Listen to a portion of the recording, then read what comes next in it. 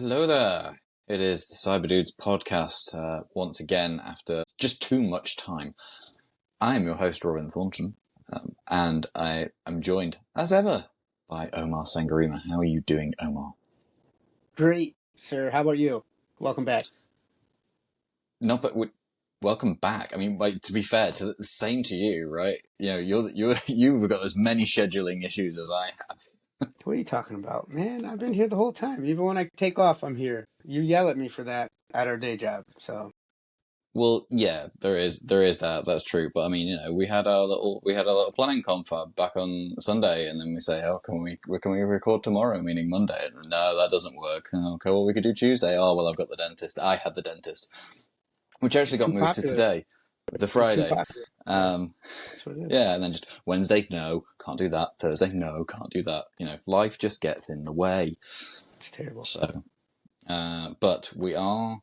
I'm determined with some verve now to commit to the every other week, right? So we're going to move this, hell or high water.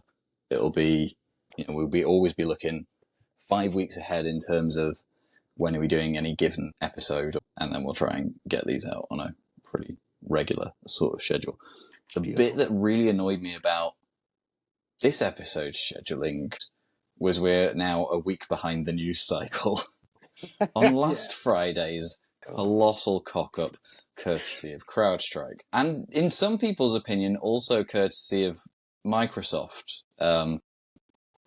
Old favourite phrase of mine, opinions are like arseholes. Everybody's got one. And most of them We'll get onto that in a little bit. Sorry? And most of them stink. That's the last part. That's the second part. Of that beautiful phrase. I've never actually heard of that. That's like the blood is thicker than water, but the blood of the covenant is thicker than the blood of the womb. People miss off the last bit of. I don't know whether some of those are apocryphal as well, actually, or whether someone just completely made attacked something smart on the end of it. I do know though that I do very much believe that customer is always right in matters of taste. Was actually the original one, because the first bit is far too convenient an excuse just for people to treat customer service like employees like dicks. Your compatriot, right, from the mother country, Richard Branson, inverted that for me at least back in the day, and saying, take care of your people and they'll take care of the client. And I always, kind of picture that as I took that as the replacement for the customer's always right, because, you've worked in straight up customer facing jobs, and so have I. Yep. And some customers are horrific human beings, and some are assholes. They're really terrible, and should get some we will see next Tuesday. Yeah, honestly, and it's just, and and that's irrespective of gender. Right, that's I'm using it in the British way. I'm borrowing your use of that word. So please don't send hate mail. But I agree. There's times where you can't don't be that way. Right. So, anyway, enough of that. We'll go into the news as we always do, and first one that we have got on here. Quite like this. It sort of warms the soul for me a little bit, given the illegality of Russia's 2-year incursion into Ukraine. Major Russian banks hit with DDoS attacks as Ukraine claims responsibility. Ugh, just joyous, isn't it? What do you think of this one, Emma? This, along with the fact that they can't be in the Olympics, made me happy this week. So they're still not allowed? I think not. Yeah. So as they should be. This is egregious. This is bananas. And I really love the whole we did it. What about it? Right? Like to putting a hand up and just I'm not advocating hacking, but in this case, I'm not mad at it either. Very very asymmetric conflicts. Let's make it asymmetric again. Russian state-owned bank VTB has been told the state news agency TASS that due to the attack planned from abroad, its clients experienced problems using the bank's online services. Good. Russian Agricultural Bank told Russian media that it was also hit by a DDoS attack. DDoS, for those not in the know, distributed denial of service, effectively throwing so much traffic at a computer that it just can't handle it. Yeah, imagine having octuplets and them all shouting at you at the same time. No, that hurt my heart right now. I'm struggling with the one. There's 7 other ones. I'd walk into the woods. I'm done. Russia's privately owned Gazprom Bank, third largest in the country, said its clients experienced some difficulties performing transactions in its app due to the attacks. Which is in personal bank, isn't it? Isn't Gazprom just basically where he has all that shadow money? Yeah. I don't know. There's lots of stuff to do with Gazprom and the oligarchs and all that sort of stuff, and wealth stolen from the people. But yeah, multiple banks hit. Ukraine claimed it, and I have no problem with that. No. So good on you, Ukraine. Exactly, good on that. Indeed.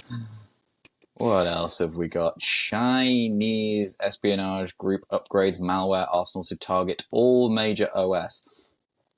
I like this because this really, it doesn't shut up all the people who on Friday and Saturday were saying, ha ha ha, this wouldn't happen. This didn't happen to Apple and Linux, but it does invalidate their entire point that Apple and Linux are not invulnerable to malware. Prolific Chinese espionage group Daggerfly. I really love the names that they get given. Crowdstrike gives the Chinese groups the moniker Panda, so their name for them is Evasive Panda. You were about to say Dragon something too, so let's just get all the tropes for the eastern part of the world, right? For like whatever you call them. What gets me, I don't know if you caught this, Robin. Looking at the story, they're even targeting African interests. Now, for me, that tickled my mind because big part of their Belt and Road Initiative, has been. That's what I was thinking. Yeah, right. So they've been out there, trying to flex the soft power and the monetary power, to kind of achieve that superpower status, right? They want to be the number 2, or at least, in a 3-way war with Russia and the good old U.S. But they give with one hand and they take with the other. That really just gave me a little head scratcher there. Yeah. It doesn't make an awful lot of sense because it says here Daggerfly is a Chinese advanced persistent threat group, which typically means that they are state sponsored. Of course. So I don't really know why you'd start giving African nations a load of money, but then also saying, go and cyber attack them with what limited infrastructure that they have. Seems stupid. Yep. Anywho, Daggerfly have been conducting espionage operations both internationally and internally within China. So they even attack their own people, which is bizarre. Yeah. And isn't that off the playbook of another major state-sponsored act that we just touched on? Right. Russia has pretty strict rules of engagement.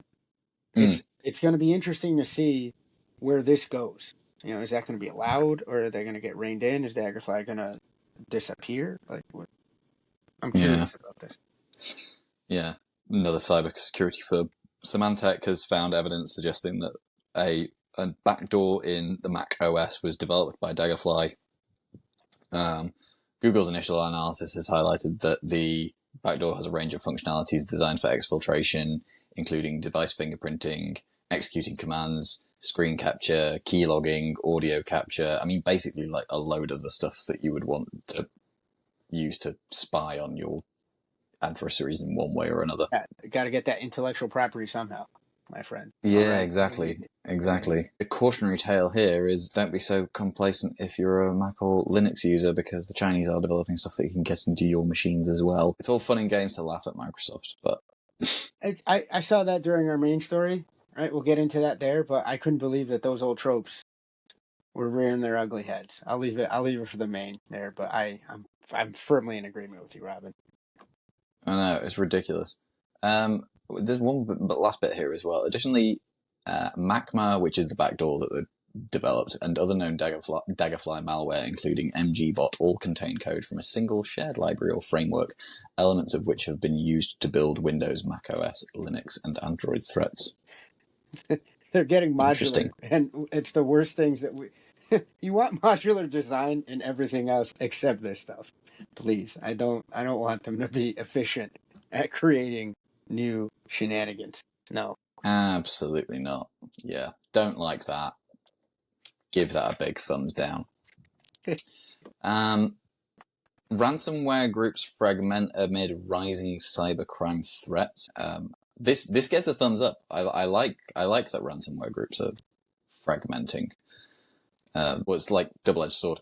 It means they're probably a little bit less effective, but it also probably does make them slightly harder to track, I would imagine. Sure, and I think it's really in response to there's been a concerted effort by international law enforcement on a combined stage, as well as the different pockets for local enforcement as well, to really go after the big groups. So I think this is a case of, if you start getting that limelight, if you start getting that spotlight, they'll come after you. There's no longer, oh, we're going to try to stop all threats. We're going to go after the folks that are in the news to show how effective we are. To your point, though, the consolidation of the groups made them, I think, easier to possibly contain. But now you're going to see, I think, where you chopped off the one head, 3 heads jump up. Maybe not nearly as formidable, but then, it's going to be hard tracking them. Yeah. Yeah, there will no doubt be less coordination amongst fragmented groups like that. There's probably less in terms of, I would say, as far as the groups go, centralized mandates on how they conduct like their operational security or OPSEC. In other words, how not to do dumb shit that gets you caught, which is effectively what OPSEC is. Don't leave fingerprints and footprints lying around. Stop snitching on yourself, as Jay-Z would say. Yeah. Stop snitching on yourself. But yeah, this comes from research conducted by Europol, and it's off the back of their many takedowns of dark web forums, marketplaces, places where illegal acts are sold and drugs are sold on the that's the black market. The nicer stuff, and that's the nicer stuff you're mentioning, Robin. Thank you for not mentioning the other disgusting things there, which just unabashedly, like, as much as we might turn a gray eye towards what Ukraine is doing against Russia, everything involved in this part of the story, awful. A big no. That please, keep busting them. Europol, Interpol, every pol. Just keep going after these types of folks. They're garbage human beings. Interestingly enough, not actually in this story, but going towards that topic that we're not going to mention, but nearly there. The sextortion scams. I did read a separate piece earlier in the week that's somewhere in the region of 70,000 actors in the realms of sextortion scams, which are the pay me or I will release your alleged records of watching naughty things online, or you release your nudes to all of your family and friends and contacts. That's a big business out of West Africa, and there's been a big concerted international effort to take down a bunch of those guys. Frankly, actually, I think I recall reading in that as well. Even the Nigerian government themselves are very much in the camp of, we really, really hate this. It's a really bad thing, and it properly gives the nation a really bad rep. So we want to stamp it out as well, not just the Western nations whose subjects are victims of it. The classic trope, right? The Nigerian prince, like it's legendary for the type of scam. So of course, I'm assuming that the government would want to say we no longer want to be recognized for that, right? Like the same campaigns that went on for Colombia. Hey, we're not just where Pablo Escobar's from. There's tons of other stuff. So yeah. It does seem, however, that the Nigerian prince has transformed into the Nigerian amateur porn king. Listen, you gotta there's not that much money in Princeton anymore, right? You gotta switch to pimping. So there's only so many people that will believe that they're going to get $1 million payout for a $1,000 administrative fee listen, would that it would be so. sent by Western Union to Abuja or Lagos. I missed that when I was looking for investments. Wow, thankfully they contacted me. I never understood that. Okay, final story before we get into the main feature. North Korean hackers targeted cybersecurity firm KnowBe4 with fake IT worker. I love this because I keep getting bombarded with emails by one of their senior guys, Stu Sewerman or something. I don't know how to pronounce it, but these emails just absolutely irritate me. But they've been caught hiring a remote IT worker who turned out to be a North Korean agent, and that this is a firm that does human risk and cyber awareness materials and services for some of the biggest organizations in the world, and they have a North Korean within their ranks, unbeknown to them. Outrageous. Listen, where do we even begin here? I want to keep it brief, but I would have killed to be in the room where the marketing folks took the reins and said, we need to get out in front of this. So let's be the people that just blast this out on socials, because I think they did the best spin possible for the situation. Even we can fall foul of it. Exactly. And Yeah. and I've seen a lot of takes, and it's been more, I want to say probably 60 to 70% on my feed have been, hey, give them kudos. It can happen to anybody. Way to be this open and transparent. Way to turn it into a case study, et cetera, et cetera. The one weird, side tangent that I saw was, is this going to be something that people use to beat the return to office horse? That really, made me clutch my pearls in disdain. I don't know really what to make of this, right? I just have to sit back and go, hey, yeah, it can happen to anybody. Good grief. I know it's going to shade my opinion of the firm. I'm sorry. I'm being honest. It just will. Yeah. To be fair, this was it looks like it was pretty well executed by the North Koreans here. Oh, they're pros. They have to get money somehow. They're cut off from the entire international banking system, so they got to get creative. And having met a bunch of North Koreans in my life, that's a funny story we could get into down the road for a side podcast. Oh yeah, went to North Korea when I was 15 for 5 days. Having met a ton of them. Oh wow. Yeah, but having and didn't get botulism. Well done. No, listen, I brought home sadness is what that and bed bug bites, but very single-minded, right? So they have to do this, and they're very good. Like you said before with Ukraine and that conflict, they figured out that of course it's an asymmetrical battle they're waging against almost every other country on the planet in their mind. So they have to get creative with it. They're really good at their cyber stuff. They figured it out. They got on the bandwagon early, and that they're not to be underestimated. So while yes, I'll look at KnowBe4 and go, oh, you're the guys that got by the DPRK. That's not as big of a clowning moment as you might think, right? Like, oh, what can the DPRK do on the cybers? A lot. They are pretty good. And this is a good point. So they've gone, they've stolen a US identity to do this, and then they have used AI tools effectively to go through 4 video conference interviews. That's in order to get the job. It's actually nuts. It's genuinely. It really is. Ironically, what has gone and caught the assailant here was the EDR software, the endpoint detection and response software, which is a nice little segue into our next bit. So that's gone and picked up on suspicious activities, and then as a result, they've gone, KnowBe4 security operations guys have gone rooting through the traffic and gone, hang on a minute, there's something not quite right here. Yeah. So yeah, that's how they found that out. Moving on. Right, main story of the episode, our main segment. If you've not heard about this, what kind of rock have you been living underneath? It's the CrowdStrike.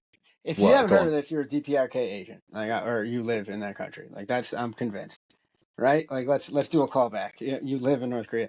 I honestly, oh, CrowdStrike. What happened, Robin? Good grief. Well, I woke up at 6 a.m. on last Friday, the 19th, to find multiple voicemails from work, the automated notification system that we have where we work. I'm wondering, why the hell do I have multiple voicemails? What's going on? Went straight on BBC News and went, oh hell. Well, this is going to be fun.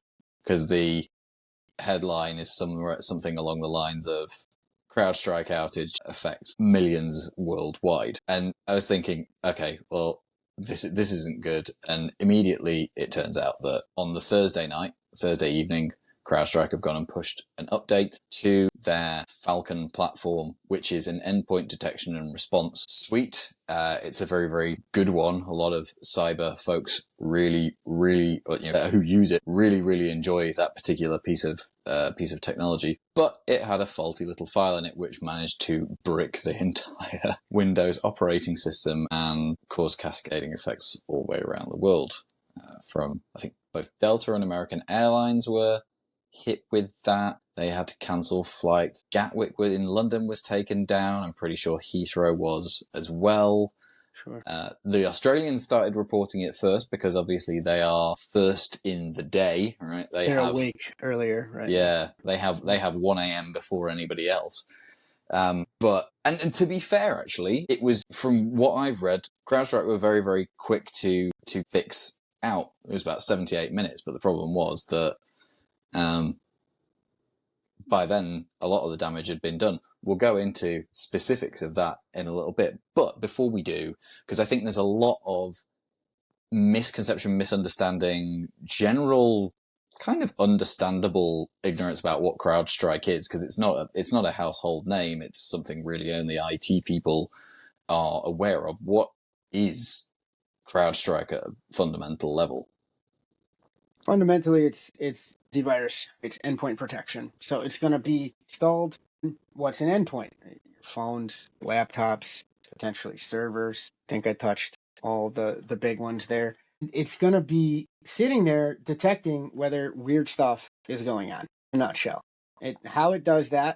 The more antivirusy aspects of it are, takes a look at, hey, is there something that's going on similar to this list of bad things that I have to check. If it is, stops it, tries to quarantine it, tries to wrap fire blanket over it, and it pulls it off, tells the rest of the organization that's plugged into watching these alerts, hey, something Mm-hmm. funny is going on over here.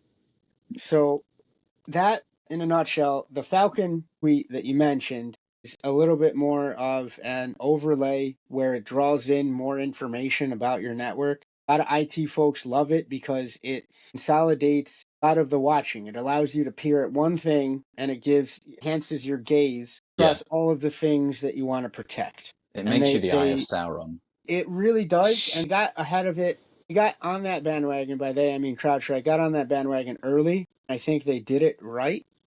They figured out, they struck the balance between having you need to download big, bad, bulky things and still giving you good insight, right? So it's slim, as unobtrusive as it can be on your system. Does the bang for the buck in terms of the amount of memory space it takes up and how it slows down your stuff at all when it runs and it executes. And balance between that and the visibility it gives, the real time updates it can give, is pretty solid. So I remember like 7 years ago now, first exposure to the suite, and it was just neat. You could just have it on one of your screens, and as long as you were feeding it good data, it was telling you stuff super real time. It was telling you, hey, this is what to look for, this is what not to look for.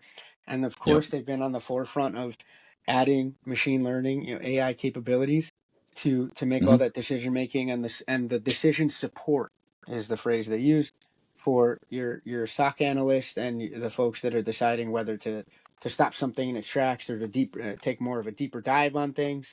So SOC Yep. analysts you mentioned that discovered the DPR shenanigans for KnowBe4, it allows them to cut through the noise and cut to the chase and take the next right action normally, if it's calibrated correctly, if it's being fed the right way. So that, in a Yeah. nutshell, high level, CrowdStrike.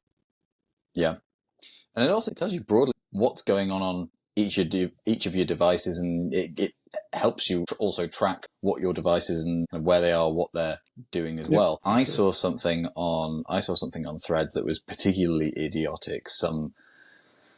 Someone saying about their boyfriend who works in IT, saying that he was the suspicious Persian that he was, the suspicious Iranian that he was, saw CrowdStrike installed on his work laptop and went, "What's this? I don't need this," and went and uninstalled it. And honestly, so many people called bullshit on that. Basically, she was saying as well, "Oh, isn't he so smart? He was so smart. He was the only person who was actually left in the office because he was the only one who didn't have CrowdStrike still on his computer." And everybody goes and calls bullshit on this because pretty much everyone in IT, if you work in IT and you don't have some awareness of what CrowdStrike is, particularly if you have... You're a bum. You're a straight bum. You're a bum. You're a bum. Yeah. But, well, I'm going to say that because there's some people who work in IT that don't necessarily work in an actual like IT or technical capacity. But if you have the smarts to rip an endpoint detection and response program out of your machine, you work in a technical enough part of IT that if you don't know what CrowdStrike is, you're a charlatan. I'd go further because I went bum and I stand behind that, at me and let's have a chat right in the comment section. I'd love to get into it. But also, how the hell is that in person's environment configured, right? That sounds like somebody has too many privileges on their local machine to be able to even touch that, right? Because a couple of side gigs I have that, they have other endpoint protection. I can't just go in there and I shouldn't be able to, right? No. Because for what I do, for like say the teaching gig, why am I poking around and taking off? Yes, I teach cyber. There's no godly reason for me to take off on that other machine. It's Huntress, right? But same kind of concept. Yeah. It's something watching over the shoulder to make sure that nothing nefarious is going on. Not intentionality, right? Maybe I misclicked on something and there's a nuclear bomb going off from an email attachment. Goodness that an EDR will stop that if it happened, if I happen to do that. But if I'm able to do that in the first place without a lot of getting under the hood, and you're configured incorrectly, and nor why would I want to? That's the harder question. Yeah. But the point that I'm really making here as well, actually, is that much as CrowdStrike itself, ironically, might sound like a piece of malware, it is not. It is there for a very good reason. It is there as a defense mechanism against actual malicious software, and you can be suspicious of it all you want. You can have mistrust of your employer on the grounds of, "Ooh, they're trying to track us," and all this sort of stuff. But CrowdStrike exists there for a very, very good reason. If that stuff is not on your machine and yours is the one where the malware gets in, then you're the problem. You're the person who allowed it all in. Just thought of the Taylor Swift. It's me. Yeah. The problem. But that's why I'm giggling here. It's but, you CrowdStrikeless person. You're the problem. It's you. Yeah. You become the beachhead to pivot from in your organization. Precisely. So as much as you like I say, even if you disagree with, "Oh no, I don't like you tracking me, I'm going to take this off my my machine," even if you actually have the ability to do that, the fact that you are doing it is, number one, stupid and selfish, because you're exposing all the IT, all your colleagues to this malware, which may be a scenario that is, if the malware is nasty enough and difficult enough to eradicate, it might actually be the end of your employer, and great, now all of your colleagues are out of a job because you decided you didn't want some manner of monitoring software on your machine that is there as a condition of your employment and use of the equipment, and trying to take it off said corporate device is very likely a violation of your company's policies and procedures, which and if it's should not, state somewhere. Yeah, absolutely. Yeah, which should state somewhere along the lines that, as a condition of your employment, you will agree not to try and circumvent security tools. Listen, when taken to the extreme, policies and procedures that tell you can't touch something, like in the John Deere, right? The not giving you the right to repair. That's Hmm. nefarious. That's garbage. Yes. But in this case, do not go in there Say, and start yeah. and try to take off the freaking ADR. I just, oh my God. I'm thinking of one specific person on our leadership team that if he caught, and we might have him on as a guest here, but if he caught someone trying to take CrowdStrike off, I just have his voice in my head, like swear, like the whole Mm, time, like what is going mm, on? Why the holy hell is this even? Oh God! hmm. And then you become his primary focus for the day, and that's not someplace you want to be in Homeboy's crosshairs. Absolutely not. Oh God. No. And he's a lovely guy, but he can be a very angry man. But this is something completely get justifiably Oh yeah. sensed about, especially if you're running security operations for any sort of halfway decent organization.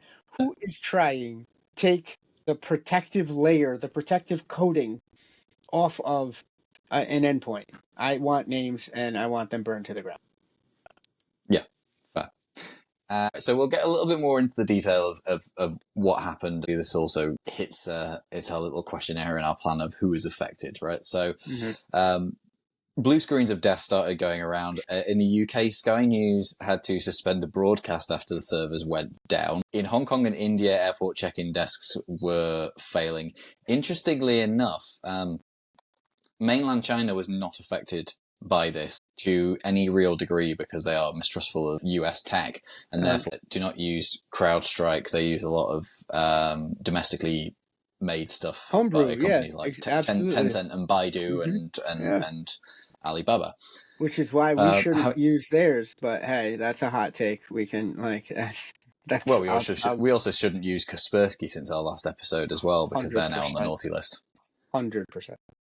Anyway, so by the time morning rolls around in New York, as I say, I'm waking up at 6:30 in the morning. There's millions of Windows computers around the world have crashed, and there's cascading effects. There's a thread. Very very quickly, honestly, there was a thread on Reddit BSOD error in latest CrowdStrike update, which is blue screen of death error in latest CrowdStrike update. 20,000 replies on that Reddit thread. Absolutely wild. All the IT admins are on there. Major airlines fleets grounded, and ultimately this becomes because 12:09 a.m. Eastern US time on the 19th, the update to Falcon was released basically in a big bang kind of manner, all in one go, to all customers. This was a really, really small file as well. It was 40 kilobytes. Yep. And it was just a silent update that was intended to provide latest protections and patches for all of CrowdStrike's customers. The problem was that there was a sketchy file within the update. It's suspected that it's actually been there for an awfully long time, Hmm. but nothing had yet triggered it. Hmm. So Falcon protection operates on Windows at something called the kernel level. So tell us what the kernel level is here, because this is a terminology that not a lot of people are going to know. Kernel level is your first principles, right? Anything that starts or lives on your device embedded at the kernel level is going to be really early. You flick the switch. It's going to run with normally really high permissions, right? It sets the Mm, table for everything else to then be built on top of it so that when you look at your screen, you get what you normally see. So, but it's the basic, it's that part of the brain, if you're comparing the computer to a human brain, it's that part of the brain that evolved first, right? It's that stuff that mm, controls like your breathing. It's the stuff that controls yeah. all the involuntary things that you don't want to have to think about, or else, I'd probably stop breathing, die. I definitely wouldn't digest my food. All that involuntary, nervous system type situation. That's where, the kernel, that's what it means when you're talking about, kernel levels at a high level, at least. Yeah. And it's incidentally, right? The longest time, and this is not something that I'm going to vacillate on here too much, right? We can talk about the patch and hygiene stuff. I think we're going to touch on that. people have gone, well, that's what you got for, allowing CrowdStrike to run at the kernel. Yeah. Need thing to do so. Else, you can have amazing protective suite, doesn't quite run at that low level, and you fire up your machine. Attackers can and will and have proven that they're very able to get in front of those protections and take over machines that don't have protective layer and almost near instantaneously fire up to turn on your device. It's Yeah. one of those things where yes, this happened, but the answer, at least in my opinion, I'll defer to the more technical folks if we have them on, or if you want to yell at us in the comment section. Where taking it out of that early in the sequence when you fire your machine up I don't think it's the answer. No, well, I'm not gonna.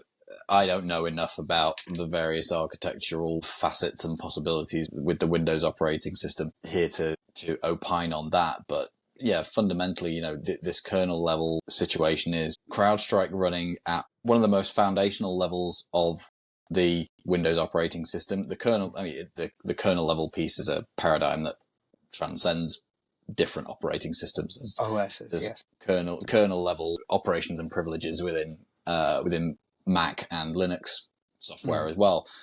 But CrowdStrike exists down at that low level on the basis of it doesn't want to be in a tier of the operating system where even if it can see the nasty things going on, it's powerless to do anything about it because it doesn't have that level of permission.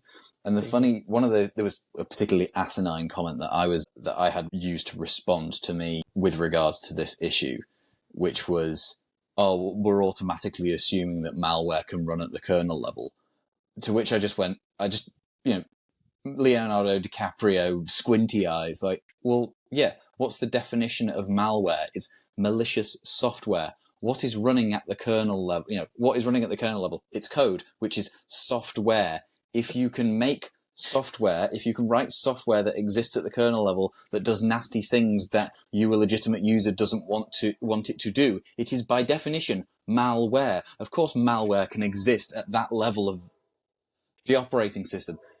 Sorry, rant over. But the point is that, whether you agree or not with the fact that, with the way that Windows is architected in that, a guff file, which here it was the driver, the piece of software that allows Falcon to operate that low down in the operating system. That driver caused a memory issue. So it tried to access a piece of memory within Windows that wasn't valid, and the entire operating system noticed this, crapped itself, and fell over. The very fact that is a thing that can happen. This is where a lot of the blame being directed towards Microsoft is actually coming from, because they have created a system that will fall over if somebody puts a file that tries to look for invalid memory in there, for example. This was a complete accident. But the way that this event unfolded, very similar to how a cyber attack could actually occur. And it caused the same sort of chaos that that one should expect, everybody should expect, a large-scale act of cyber warfare. Nation states against one another to play out. Yep. One of the best takes I've seen, full of takes. She's an absolute pro. Gabrielle Hempel, right? Gabby Hempel. Because if anything, this proves how not ready we are for thing along the lines of what Ukraine did to Russia.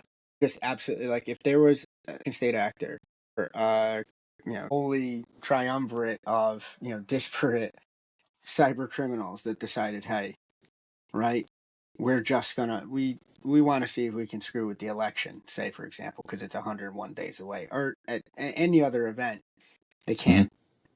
I'd say this goes to show just how interconnected we are, right? And her take again, she's a great follow on Mastodon, right? If that's still a thing, definitely on LinkedIn. I think she's gonna go try to add a law degree to her cadre of credentials. So, but that's the thing that really stopped me in my tracks, right? There was tons of takes on this on Friday, but one of them goes, "Oh wow, you're absolutely correct. We're just not ready for something like this. The resiliency is not there." And then I don't know if you want to jump into CrowdStrike's response yet, but I got a hot and ready one for it. Oh no, well we can get onto that in a minute. I want to do a quick backtrack and just recap of what's gone on here, right? So we've had CrowdStrike have released this update, which should have been fairly routine and simple. It's gone and caused millions of Windows machines to fall over, all fundamentally because it operates at a very foundational level of Windows operating systems. It tried to do something that the Windows operating system didn't like. As a result, Windows It shit gave itself Windows and fell anxiety. over. Yeah. A take I've heard was like, it just gave Windows a panic attack. It was fundamentally a panic attack. It didn't know how to operate with it. And the interesting thing here is that this was potentially avoidable from Microsoft's perspective, even despite what many consider to be a suboptimal way that the operating system is built. Because some of the solutions that have been posed, one person in particular, Patrick Wardle, who is CEO of an organization called W, said that if there was additional error checking within both Windows and CrowdStrike when this was rolled out or when the system boots up, because it's important to remember, people who left their computer, their Windows PC on overnight were not affected by this. It's only if you shut down your computer at night and then turn it on again in the morning, which is quite an irritating, inconvenient sort of state for this all to exist in, because from a security perspective, it is a good thing to shut down your machine at night. For one, it allows updates just like this one, except for the fact that it's the ones that work. It allows those to update and environmentally and install. As well. And environmentally, it's a good idea. Yeah. And if, God forbid, you had your house broken into and your laptop was stolen or something like that, with it being in a completely powered down state, is somewhat more secure than just open up the lid and now I have to put in a password. But that's where we've got to so far with it. As I said before, CrowdStrike actually jumped on this really, really quickly. They issued a fix within 78 minutes of the original update going out, so they clearly very swiftly realized they'd fucked up. Now, the problem is that the way that this error manifested, they had a really hard time getting this update out to machines, be it PCs, laptops, servers, in an automated fashion, because the error kicks in at boot up, and the error would kick in before the update could actually get where it needed to go. Now, one of the solutions for many people was, did you hear about this? The power cycling solution? I heard about that, and I heard about its cousin, which was just cross your fingers and hope that it'll fix itself. It manages to connect, yeah. So what happened basically was people were being told, power cycle your device, turn it off and on again 10 to 15 times, and at some point you hope that just at the right time a new cycle of the update push hits your computer and it removes the bum file from the operating system, and then you can reboot again. But you had to do that though while in your bathroom with no lights on, looking at the mirror and saying CrowdStrike, CrowdStrike, CrowdStrike, and hopping up and down on one leg. Yeah, Widdershins. You have to just go counterclockwise, right? Come on. Yeah. Now, unfortunately for many, the more pragmatic but massive pain in the arse solution was that this file needed to be picked out of the operating system manually on every single device. So Friday was a really, really, really busy time for field services, tech support guys the world over. They were running around between machines with USB drives with a little script to remove this, having to boot all of these machines in safe mode, plug in this little USB, or even themselves potentially keyboard, go into the file system, delete the particular file in question in order to fix this issue, which is why it took, I would actually say as IT screw-ups go, this one was actually remediated relatively quickly. It's just the logistical pain in the arse of rebooting literally all of these systems that are all interconnected and having them try to all get back on the same page effectively in a world that is very reliant on 24/7 technology working all the time. And I And think it caught everybody but unawares. yeah, and it, of course, right. You wake up and you're like, oh no, I got the same text messages, Yeah. voicemails and emails, but I think part of the flavor that I got was it truly wasn't a cyber attack. Get into the hair splitting of, was it a cyber incident? Was it a disruption? Was it a malicious Yeah. disruption? There's all sorts of keyboard armchair people after the fact. But I think the flavor I got was because they knew it wasn't malicious, folks were like, okay, we have a fix, we'll get to it. At the very least, there's not a clock running down where somebody's trying to root around and steal data. Or That's true. it's not That's where true. we hit it with the first fix and then it's flipping the script on us and it's we're playing whack-a-mole and trying to figure out how to quarantine this and stop it. So that was a blessing, at least a slight one Yeah. in disguise, for sure. Yeah. Yeah, you can do the fix without knowing that you're having to play defense at the same time. That's a really good, fair point. It didn't stop some people trying to spread bullshit online that it was a cyber attack, and quite frankly, if you were one of those people, you can go to hell. Please do not cause please do not cause undue panic based on speculation for which you have absolutely no evidence or grounding, simply because you want to be the special person that's spreading news. Like, are you talking about conspiracy theories? Because I don't want to get into them. No. I was just talking about people who were caught, like people who were at airports and they were caught up in it and putting on their posts somebody saying it's a cyber attack. Like, shut the fuck up, you narcissist. You've had nothing to substantiate that claim. And in fact, BBC, CNN, Fox News, Reuters, Associated Press are awash with "this is not a cyber attack, a cybersecurity company fucked up."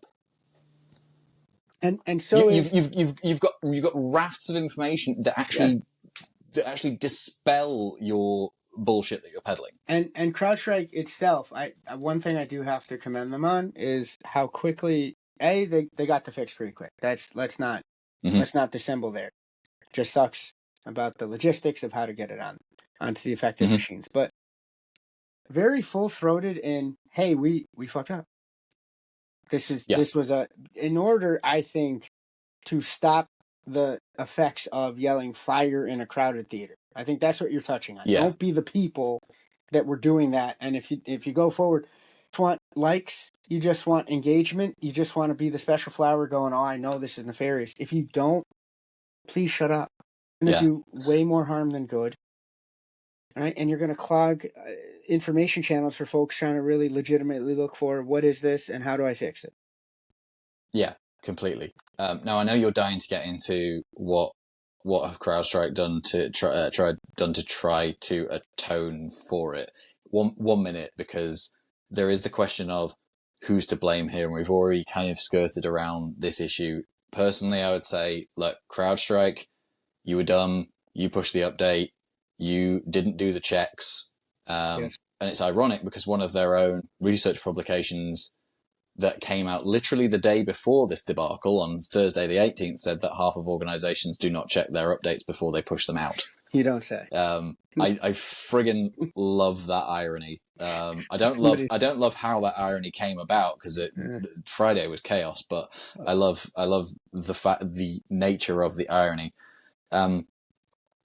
There were people though saying this is definitely Microsoft's fault, and there's an actual exchange that I had with somebody online on this. I think Microsoft holds some culpability, would you say, for having the operating system set up in such a way that one file can brick it, that there are not safeguards in place to make sure that after the third or fourth failed boot, it just kicks the file that's the offending file to the curb and allows the machine to do what it's supposed to do. But I presented the analogy to somebody that said, if one of your friends comes up and kicks you in the balls, you're not expecting it. Because this is effectively what happened. CrowdStrike went and kicked Microsoft in the balls, and everybody else felt it in their groin as well. And because this guy, I said, if one of your friends came up and kicked you in the balls, you would lay a certain portion of the blame with yourself, would you? And he went, oh, I guess I'm just a glutton for punishment. He was absolutely adamant that Microsoft held equal culpability for this, Listen, as opposed to being like, yeah, you could have done better, but it was really, you were the one doing the ball kicking. listen, you know what? If Microsoft doesn't go around with a cup on, all right, I don't even want to have this conversation. You just got to be ready at all times, all right? You got to. see, this, No, this is I'm my just being a point. troll. It's I'm just totally being a impractical. complete troll. Of course, right? Like, I know. It's totally impractical. You're not going to do it. You don't expect. You're looking for actual people who have malicious intent. You're not uncomfortable looking with me. for your friends to be deploying Yeah, ball kicking files yeah, that have absolutely. you keeled over and crying in the corner. So Yeah, anyway, but right. So speaking of the friends, CrowdStrike's right? fault. Yes. CrowdStrike's fault. What have they done? Because it's almost. I wish they kind of hadn't done this. I think just owning up to it was fair enough. This latest maneuver seems kind of like they're taking the piss. Well, the latest maneuver I've seen, I'm interested to see which one you're referring to. The one I've seen is, our we're gonna get better with our update checking, and we're just gonna start. This was a failure of QA, and there was a ton of what Oh, I was that's I all was true. I was very but I was so blessedly surprised that they didn't do the old trope of pointing to some poor intern, right? That pushed this thing out and said, it's just Mm. the one intern there. But it speaks to how interconnected things are. But at the very least, CrowdStrike, you should do better. You should know better. Check your Yeah, stuff. Period. I That's it. was I was talking about the $10 Uber Eats Oh things, no! Oh, which does seem that. like they're Listen, taking the piss. that Sitting they're here thinking, trolling. wait, are we They're back in trolling. April? Yeah. Yeah, Yeah. There's no way. wild. Who who? You know what? Don't fire. I'll say this: give the person a mulligan that might have pushed this out. Don't. I'm of the mindset. Don't look at a bad actor when it's something when it's an accident. Look at bad systems. Right? You Hmm. had a system around this that allowed that to happen. Let's talk about that. But the bonehead that said, what'll solve this is a $10 Uber Eats coupon. That person should get super fired, like very fired, like fired quick. That's somebody. I guarantee that's somebody in marketing. Somebody in marketing, or you know what I hate to say this, and I'm not trying to shit on the good consultants out there, but that screams to me of like some McKinsey. outside consultancy. Yeah, hey, I It's didn't say such a it. McKinsey move. But that is just, oh God, just coming in and being like completely, oh, you get, bread and circus, right? Give them $10 to Uber Eats and $5 off the next UFC, and all is forgiven. No, Yeah. this was freaking horrendous, and it's also again the implications. This one didn't set the world on fire, but it shows how interconnected so many of our systems are. Your analogy with the ball kicking, the piece that I really loved, aside from just the giggles at getting socked in the Aside nuts, from the ball is kicking. exactly is your friends, right? The piece you said, right? There's so many Yeah. organizations now that are friends, whether they want to cop to it or not. The supply chain Hmm. is such a tenuous thing, and the industry itself is so far behind on really locking it down well that this is not the first time that it's happened, and it certainly won't be the last time that something like this occurs. Mm. But how about we at least stop giving bad actors the ideas? Let's and Oh practice some yeah. cyber hygiene. The way to avoid this is not in the law, secret texts of technology. This is stuff, Robin. It's been around since before we were both alive. It's just check updates and test them before you push them out, Yep. regardless of how Yep. small. Regardless of how small, right? And actually, so here's a really good point as well in terms of you mentioned the interconnected nature of this, and this is the point that I'll say until I go blue in the face. It doesn't matter what size of organization you are. It doesn't matter how big or how small you are. I think smaller organizations, smaller businesses are particularly susceptible to this line of thought. We're too small. We're not a target. Nobody's going to come after us. The biggest problem with that line of thought is they don't have to come after you. No. They have to come after. They can come after the people who supply you. They can, if they hit, if these bad actors hit Google and Microsoft and Amazon somehow in one fell swoop, you're going to really struggle as a business, because what the hell are you going to do without Google, without your Google business pages, without your Microsoft suite, that kind of stuff? Or Yeah, what happens you might be able to work. You might be able to move on for a week or two, but eventually some of these effects are going to start hitting you. But even like, what? But then I'll do a fake argument with you for sake of supporting my own point here, right? Like, well, Microsoft, Google, Amazon, but they're big and they're well defended, and let's forget that no, they were implicated in this one that we're discussing. But break it down to even like a smaller, like really SMB sort of situation. Tons of SMBs that I know of take payments on Square, for example. What happens if Square gets owned? The hell are you going to do then, right? How are you going to take payments if it's just a straight DDoS and Square gets taken down? But then how interconnected are you with Square, right? What if they push out some malicious nonsense and you're of course going to, this is a new feature, great, let me click on this, or this is an email from Square, of course, let me download and take a look at what I pulled in last month. Surprise. So connected some point in the chain. It doesn't necessarily have to target you. You're absolutely right. Momandpopshop.com is not the target, but how do you do business nowadays? You have exposure, whether you like it or not. And this isn't some nihilistic sort of line of thought or conversations to say if you use any big tech or anything like that, or if you embrace technology in any shape or form, then you're screwed because it can all be taken down by a dodgy file at the kernel level.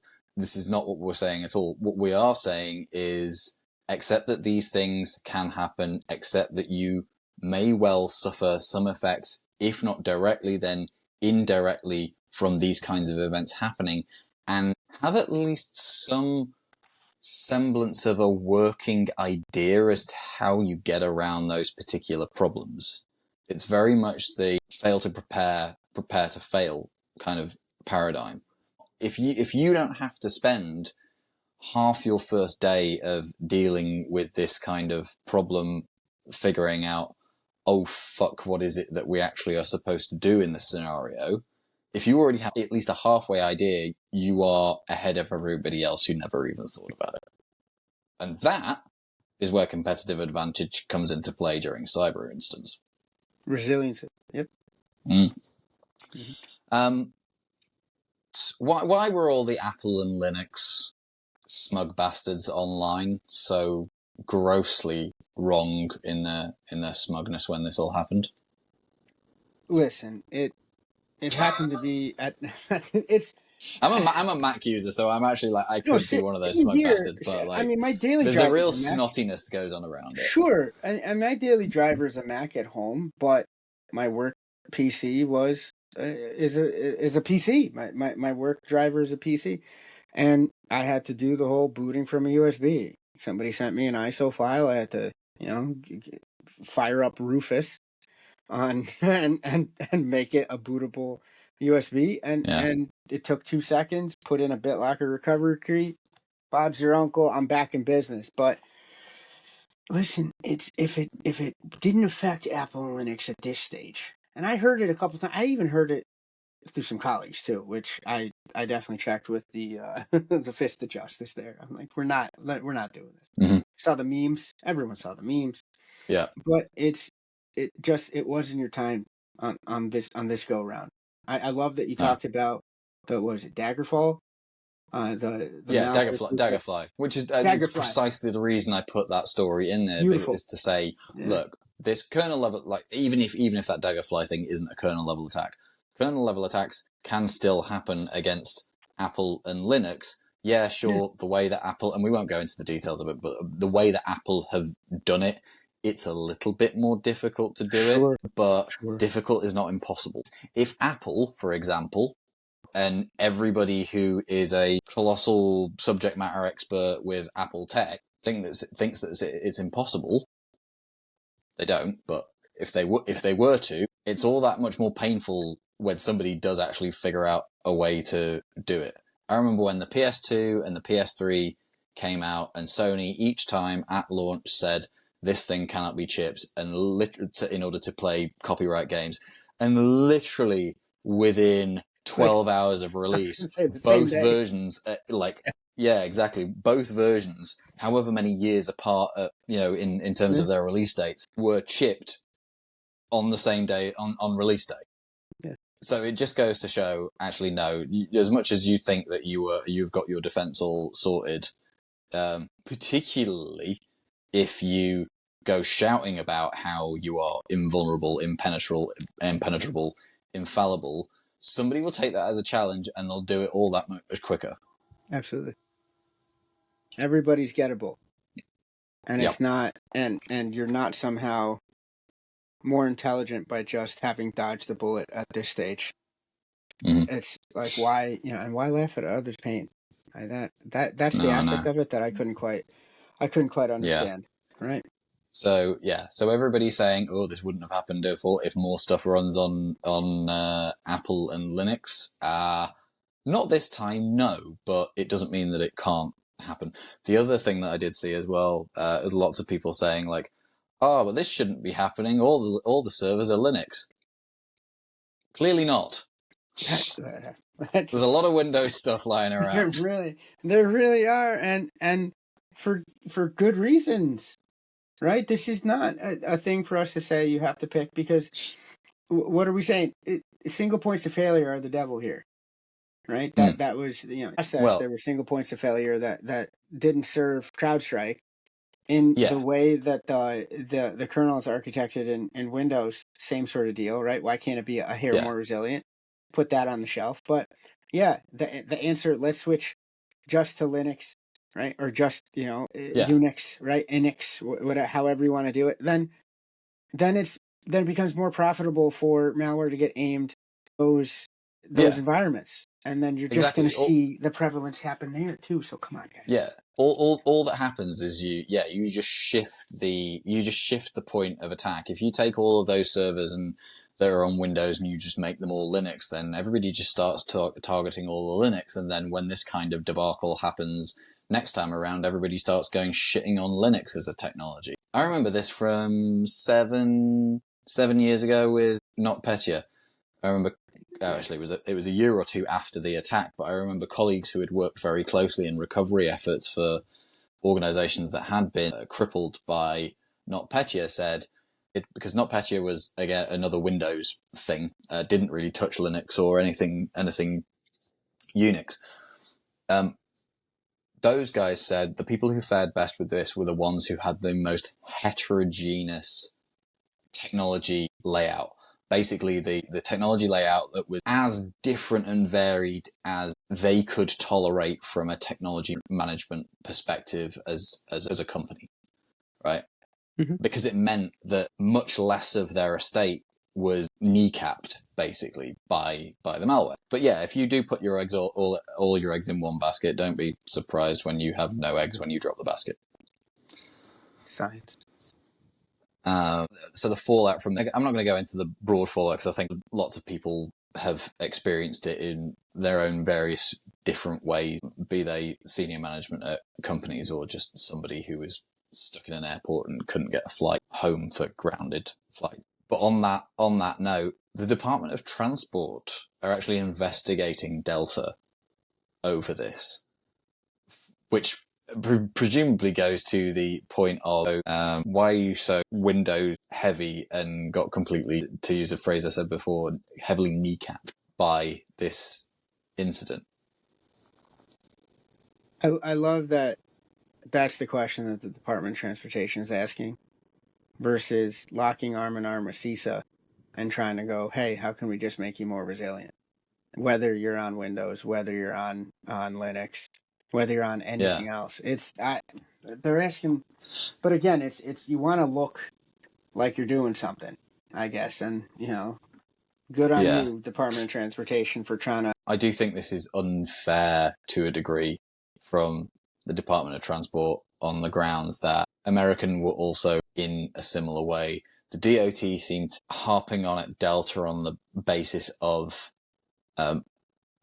customer complaints and Delta not keeping the commitments to their customers. But let's face it, several other airlines haven't been able to do that either, in circumstances where your whole fleet is grounded. I do know they make their best efforts to rebook you on different airlines at a cost to themselves, because they will have to have that sort of jostling and back and forth with those airlines that they're trying to transfer you to. But even then, those airlines have finite capacity. If all of those flights are full, they can't transfer you anywhere else. At some point, there are going to be some people stuck in an airport, no matter what, if the capacity doesn't exist. So I think it seems Scapegoaty? bit scapegoaty, bit what's the word I was looking for? Not kind of miserly, but a bit in bad faith. Anyway, right. What's our big lesson here? There's a few, I think. I mean, one of the articles that we've got is asking, what can be done to prevent this? And we've touched upon it a little bit. Microsoft have fomented a circumstance where this was allowed to happen by the way that they've designed Windows.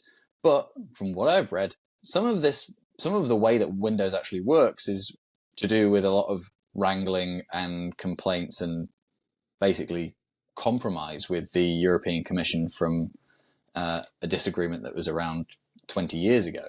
They actually tried to solve this issue in Windows Vista, and people complained. The European Commission complained. McAfee and Symantec, both cybersecurity vendors, also complained about this. So realistically, it seems like Microsoft is kind of a little bit between a rock and a hard place, not least because they've tried to fix the issue. Loads of other people have complained and said, well, we don't want you to do this because it's going to eat our lunch as cybersecurity vendors, because we're no longer going to be necessary if you go and fix all of these issues. But then, by the same token, Microsoft can effectively do the security thing themselves, make themselves a monolith of tech, which they already are anyway. And then you start running into antitrust issues because now it's monopolies. It's the same stick that people try and beat Apple with as being a closed system. I like that you brought up McAfee, because this was, and again, those theories that we won't get into brought over, right? The CTO part of the McAfee nonsense, and then now he's at CrowdStrike, and does he just bring this stuff with him, bring them up to get acquired, right? And that's the lightest type of conspiracy theories that I've seen. They get really more terrible. But I think the main takeaway here, we have to is dependency systems in the modern age.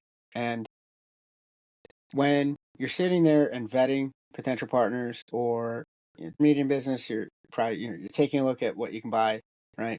If you're an enterprise at the size where contracts for this sort of stuff, contract that we demand this type of when it comes to patching, when it comes to updates, this type of notification, show insight into how you do patch.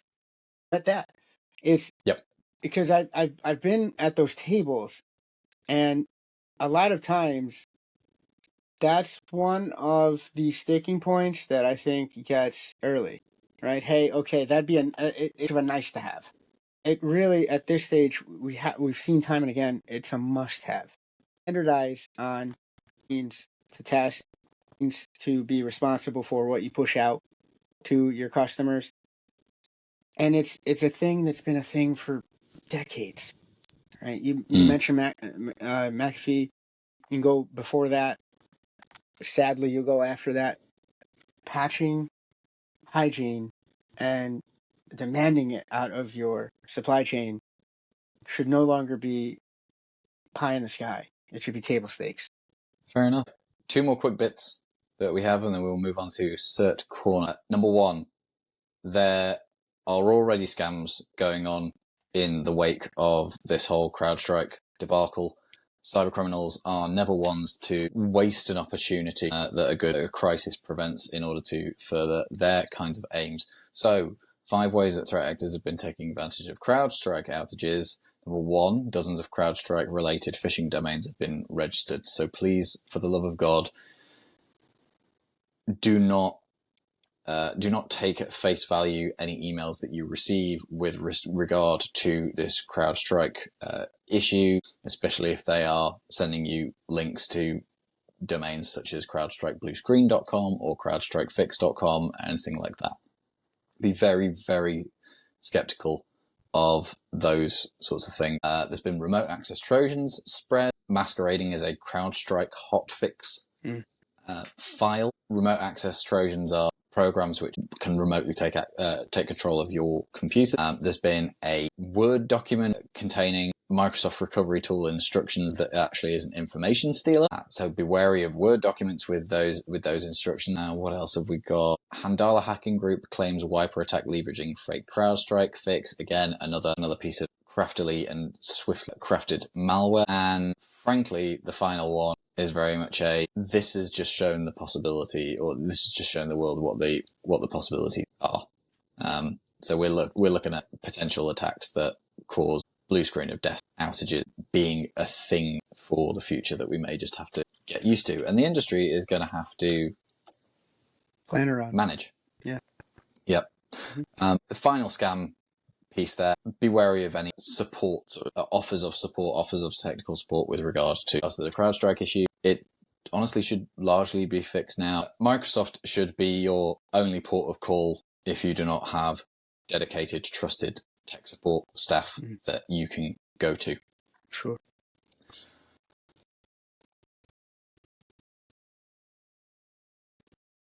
Okay, on to Certification Corner. Omar, what do you have for us on this episode? I wanted to change it up a bit on our triumphant return. Very nice. So, one I haven't taken. Oh, interesting. Wait, how deep did you have to dig for a certification that you haven't taken? Listen, I love my mentees. They're schooling me as much as I'm schooling them on anything related to this industry. And one of the things, there's a whole host of identity and access management certifications that I might take a look at next year. But this one in particular, it's the Certified in Governance, Risk, and Compliance from ISC Squared. You might remember ISC Squared as the lovely providers of the CISP, the CISSP, which is the big granddaddy of them all. You get it at 5 years, and punch your ticket to riches, or job security. Right? That's what they offer there. But the CGRC it's a rebrand. That's why it really truly wasn't on my radar for a little while. It used to be, okay. Yeah. This is one of those. Now we're getting long enough in the tooth where, ISC Squared's retiring a cert on me. I have a healthcare one that they're saying is getting sunset next year, but this one they tried to have it be the Certified Authorization Professional cert. So the C, like the CAP was the acronym there.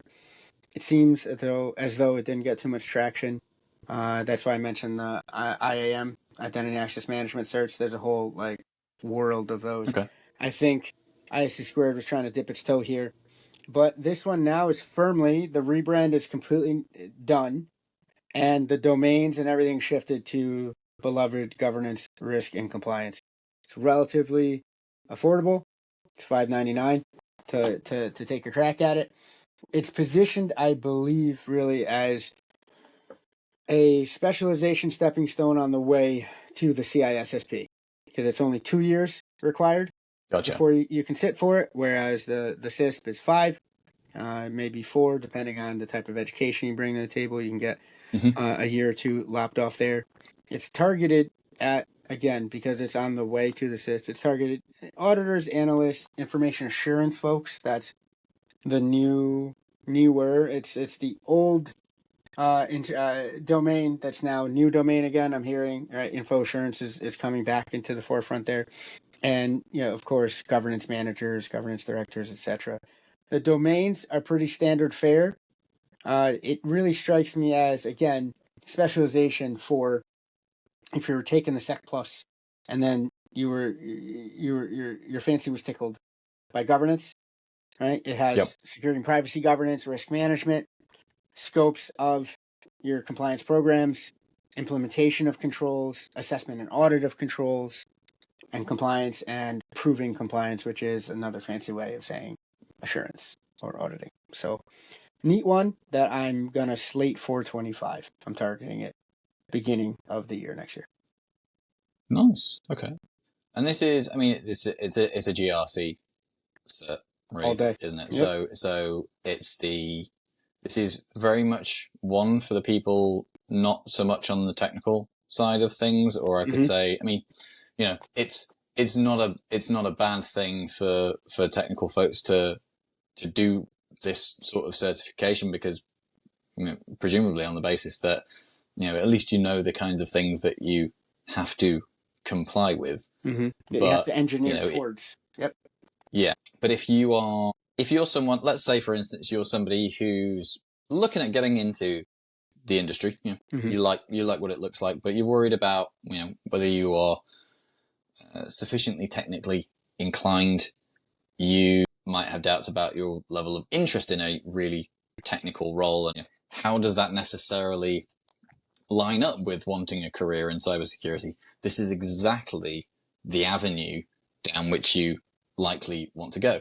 And there's good pivot point into that kind of role for which this sort of cert is tailor-made for in other areas of business. So governance and regulatory compliance Risk is the thing. It's risk, but those exist in multiple other forms in other industries throughout throughout the and economy. non-technical, right? Exactly. Like risk is risk. Of course, this is going to get applied to cyber risk. But what I love, and where you're headed, I love what you're throwing down there, Robin. This could be that gateway for the non-technical folks, but if they look at security and privacy governance and they go, that's pretty neat, you can double down and go down an engineering path. What I've seen more and more is privacy engineering being a thing on its own, right? The same way we saw cybersecurity emerge out of the IT realm, right? And information assurance kind of go into its own, because it used to cover kind of both. Now it's on its own legs there. Cybersecurity is on its own legs. Privacy is no longer just strictly under the cybersecurity realm, right? Or strictly under even the legal realm. There's privacy engineering, right? That's a whole new thing. And there's certs for that. We could get into those. But this is, and especially with the 2 years required, you get your feet under you. You go in as maybe like a junior analyst for GRC or even a junior SOC, right, or a SOC 1, and you say, hey, I've heard a lot about this GRC stuff. Let me dip my toe. It's really a nice gateway, a nice opener there, and hold it up with, say, there's kind of a SOC certs that are doubling down, but they're coming at it more from the auditory or the audit standpoint, right? Asaka being, born from the auditors. So this is a neat little, I'm ready. I'm looking forward to it. And maybe I can do, when I take it and go, how was it? What did it really cover? What did the prep look like? That would be nice. But wanted to switch it up as something on my radar versus something I already took. No, very good. I mean, I think that's a neat one. Because a lot of what we have done prior as well, there's been some techie certs in there as well. And I think this caters to those people who, like I say, are not necessarily that way inclined, and they're wondering how they make a pivot into this industry, into cybersecurity, because it isn't, despite the number of potential job openings and the way that people are always clamoring for the talent that doesn't necessarily exist, it can be hard to break into it, because cybersecurity is such a big deal that nobody really wants to be taking somebody that's completely fresh. If you've got a background in a related field or a translatable field, or you find it easier just to get into that one of those sorts of roles than coming straight fresh into cybersecurity, then that's something that you can do. You mentioned engineering there. You were talking about it more from, software engineering sort of perspective, but, actual civil engineering, building inspection kinds of things. Accountants can get into this sort of thing. Financial controllers within banking, for example. I'm trying to think of other people who deal with compliance-y bits. Legal, right? But it's one of those things where it's like, well, for what's considered traditionally a techie industry, actually coming from something that's very much books and pens and paper and arguing in a courtroom, it is the good pivot. Yeah. And I think it's an often underrepresented pillar of cybersecurity in the broader sense, because everybody does just see the lines of code. Nowadays, or after last week, they now see the Crowdstrikes and that sort of stuff, and they basically just think that it's technical eggheads, and it ain't. Nope. Not just, anyway. There's a lot of the business work needs doing too. Right. So you said $5.99. Are there any prereqs for that, or you can use? No, it's just you have to. Are you good just doing it straight off? No, that you have to show 2 years of domain, like things that touch the domain. But I will say, I see. Yes. I will say, it's not 5 for the CISP, and it's still of entry level, say IT roles, even or your beginning analyst roles in different areas of cyber. Will touch on governance. It has to in some capacity. So you'll be able to prove domain. No, I think for cert. Yeah. Those 2-year requirements, do they have to specifically be within the cyber realm, or, as I said before, is something like if you were in financial controls or compliance or something like that within the financial sector, is that the kind of thing where you could sort of state your case? I think you can state your case, and what I do love about the ISC is they will take a look at that, right? And if they have any questions, they're going to ask you. It's not like they just hit you with the band hammer no straight away. They'll go, tell me a little bit more about this. How does this touch on what we're looking for as a set of prerequisites? They're not. They used to be, I think, a lot more draconian that way, but I think in an effort, right, they rolled out the CC, the Certified in Cyber, which is the true super entry level one. I think they're trying to really, cover that skills gap that you mentioned. So one of the things in their operational, SOPs, their standard operating procedures, is a little bit more interpretive leeway for what the prerequisites are. So I'm kudos to the IC squared there for sure.